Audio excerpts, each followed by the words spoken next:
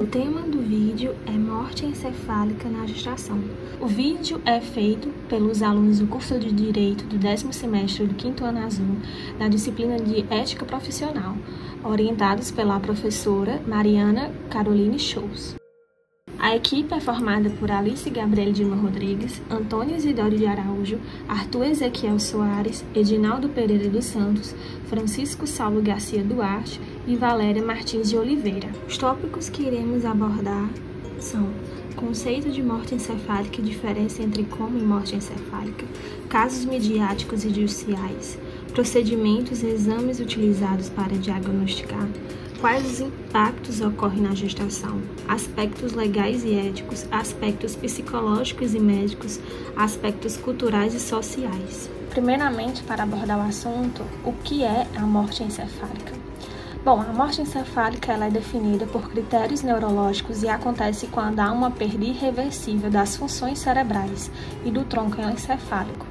Esse estado é legalmente reconhecido como critério principal para declarar a morte, conforme a Constituição Brasileira, desde 1992. Na prática, a morte neurológica leva à falência gradual dos demais sistemas do corpo, até resultar na parada cardiorrespiratória, fazendo parte de um processo inevitável e irreversível. Quais as principais causas da morte encefálica? A morte encefálica ela pode ser causada por várias doenças, mas é necessário que ela afete o tronco encefálico, seja de maneira direta, como na encefalopatia hipóxico-isquêmica, ou de forma indireta, como ocorre nas síndromes de herniação cerebral por aumento de pressão intracraniana. As principais causas são traumatismo crânioencefálico, AVC hemorrágico, AVC isquêmico, lesão hipóxico-isquêmica pós-parada cardiorrespiratória. Bom, também é necessário que a gente faça a diferenciação entre o que é coma e o que é morte encefálica. A morte encefálica ela ocorre quando se torna impossível reverter a perda das funções cerebrais e do tronco encefálico. Já o coma é um estado de irresponsividade em que o paciente não consegue interagir com o meio e não responde a estímulos vigorosos. Diferente da morte cerebral, o coma tem a possibilidade de reversão e tem preservação das funções cerebrais e do tronco encefálico. Para uma melhor compreensão, trouxemos casos midiáticos e também judiciais sobre a morte encefálica na gestação, da mãe grávida que teve uma morte cerebral.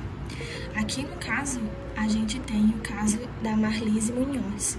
É um caso dos Estados Unidos, do Texas, que aconteceu em 2013. A Marlise Munhoz, de 33 anos, sofreu uma embolia pulmonar no final de novembro e foi declarada então com a morte cerebral.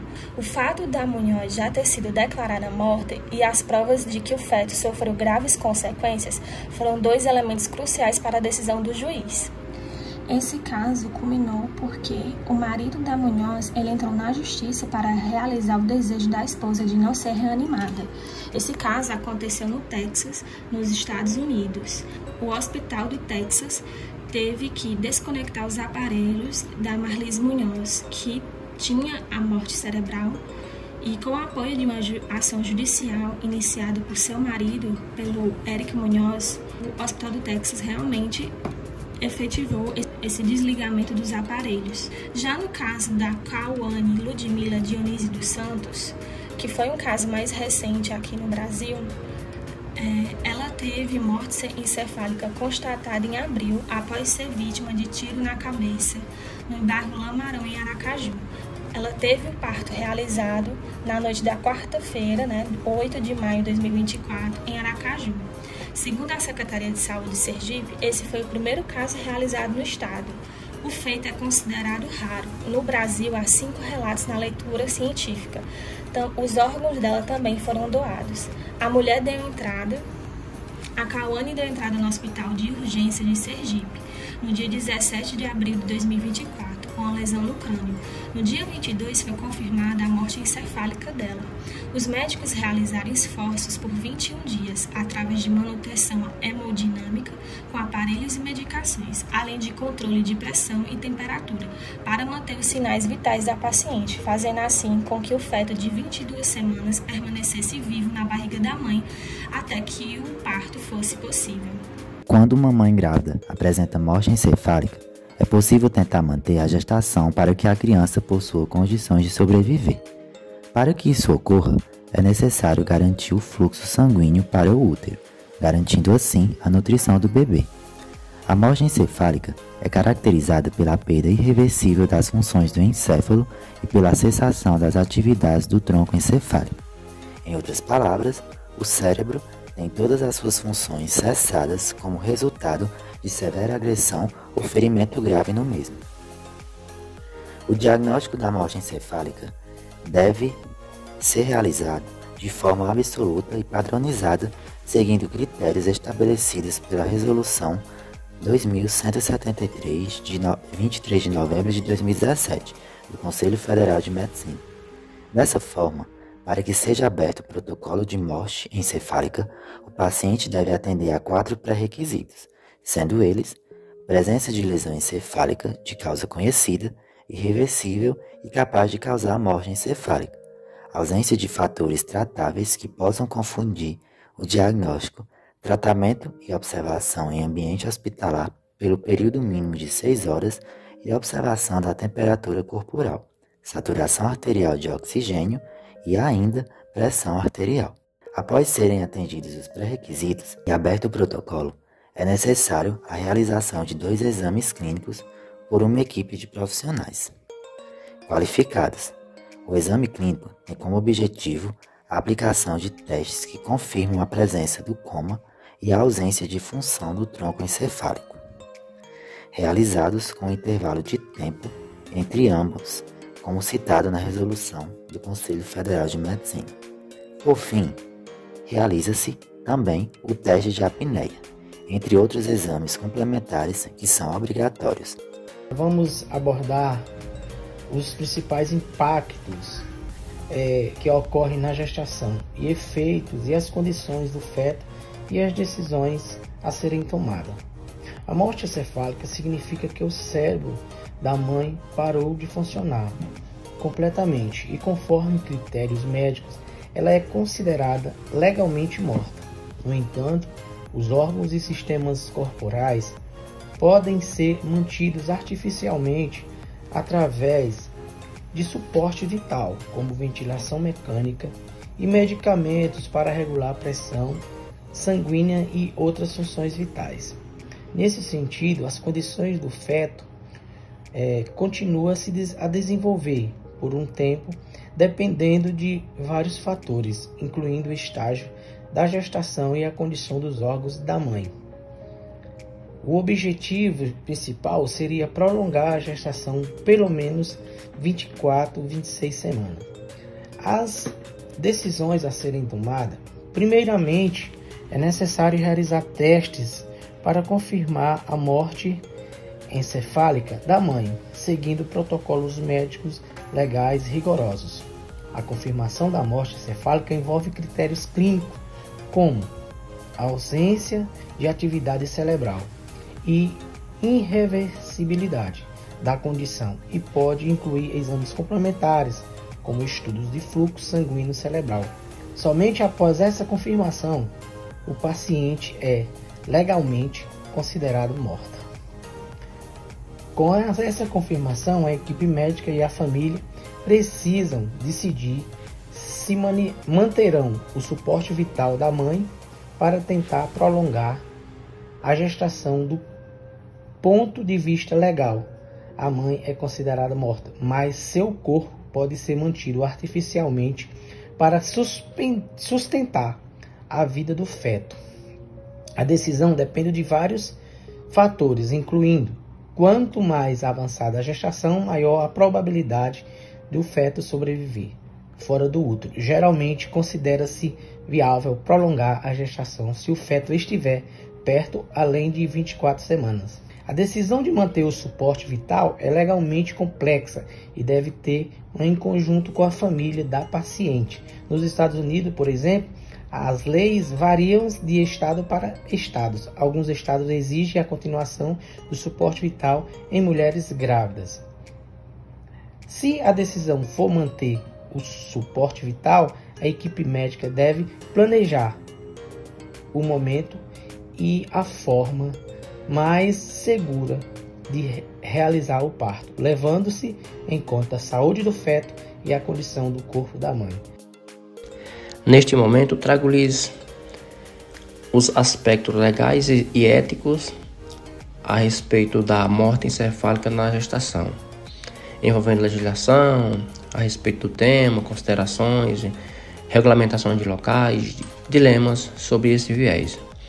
Pois bem, a morte encefálica na gestação, ela envolve uma série de aspectos legais e éticos e bastante complexos. Vamos abordar algum deles. Vejamos. A respeito da legislação, nesse tema, no Brasil, a morte encefálica ela é definida pela Resolução 2173 de 2017 do Conselho Federal de Medicina, que estabelece critérios para diagnóstico da morte encefálica. Em caso de gestação, a legislação brasileira permite a interrupção da gravidez em situações específicas, como também viabiliza o risco da vida para a mamãe e do feto, conforme está expresso no Código Penal Brasileiro, lá no artigo 124 e 128. Tá?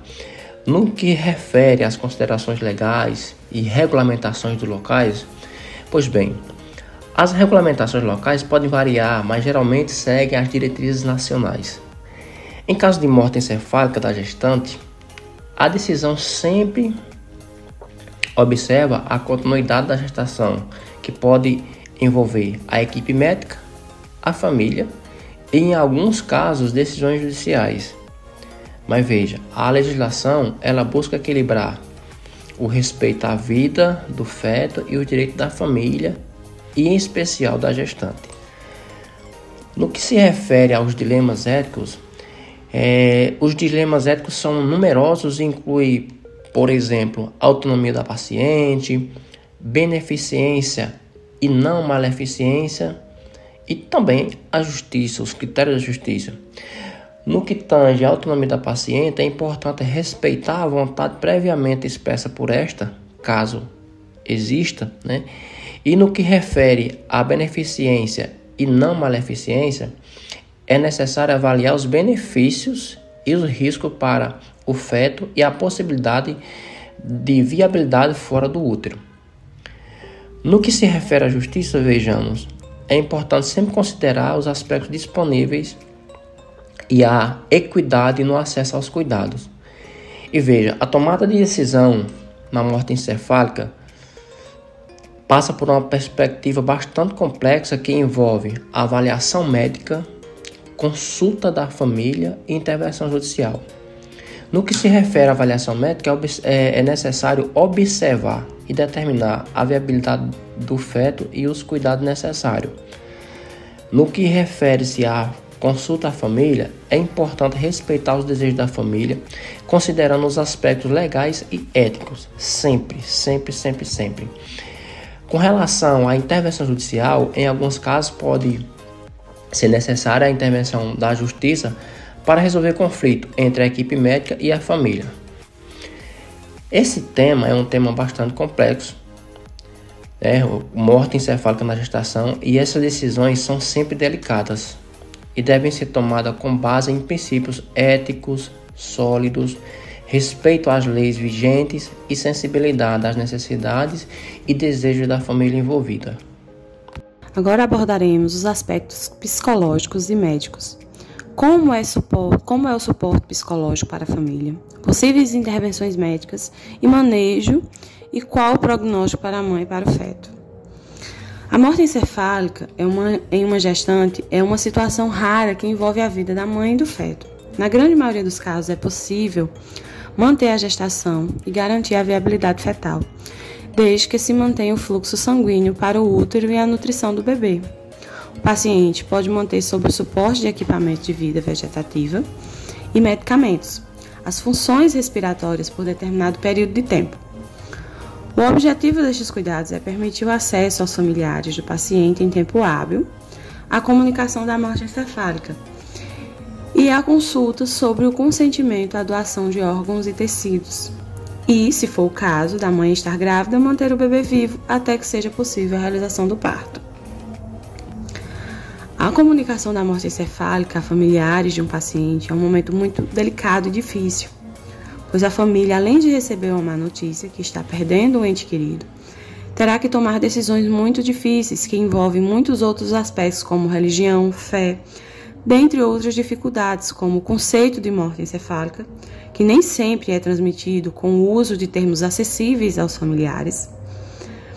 A percepção antagônica de que, embora sem atividade cerebral, ou seja, o paciente está morto, o paciente parece respirar normalmente e ter pele de cor corada e está dormindo, que pode confundir os familiares. As crenças religiosas, que ainda alimentam esperanças, expectativas de melhora do paciente, podem influenciar os familiares a recusarem a doação de órgãos do paciente. Embora conste uma resolução do Conselho Federal de Medicina, a de número 2173/2017, que dá o respaldo legal e ético para que o médico possa desligar os equipamentos de pacientes com morte encefálica, ainda depende da autorização formal da família. O decreto de número 9175/2017 torna obrigatória a informação da abertura do protocolo para diagnóstico de morte encefálica aos familiares do paciente. Da mesma forma, a resolução do Conselho Federal de Medicina de número 2173 salienta que os familiares do paciente ou seu responsável legal deverão ser adequadamente esclarecidos de forma clara e inequívoca sobre a situação crítica do paciente, o significado da morte encefálica, o modo de determiná-la e também sobre os resultados de cada uma das etapas de sua determinação. Esse esclarecimento é de responsabilidade da equipe médica, assistente do paciente, ou, na sua impossibilidade, da equipe de determinação da morte encefálica. Diante da necessidade de comunicar o óbito ao final do protocolo de morte encefálica e da necessidade da realização da entrevista familiar, devem ser observados alguns cuidados. As principais etapas que devem ser cumpridas são a preparação para a transmissão da notícia, a informação apropriadamente dita e a resposta empática à reação do paciente e família. É importante que os familiares tenham tempo para organizar os pensamentos, assimilar o que foi dito, considerar e avaliar o contexto, além de dividirem o processo de luto. A morte encefálica, sobre aspectos culturais e sociais, vão muito mais que a perspectiva superficial. Embora é necessário fazermos um enfoque sobre quais tipos de predominância cultural e quais tipos de classes sociais podem influenciar diretamente ou indiretamente sobre a morte encefálica da gestante, né? Correspondendo a todas as perspectivas, vemos que os aspectos ligados à cultura estão muito relacionados a qual tipo e qual vínculo que aquela mulher ela se encontra, que ela está interligada na sociedade. Sejam culturas acerca do modo de se vestir, sejam culturas acerca do modo de do básico até o extremo. E na esfera social, a gente vê muito que dados, análise de dados, levantamentos, vemos que há uma influência pela parte da família, pela parte dos amigos, né? Enquanto há essa relação, há sempre a influência de crenças religiosas acerca de ter aquele feto, né? Ter aquele bebê e no transcorrido do ato ensejar aquela morte encefálica da gestante.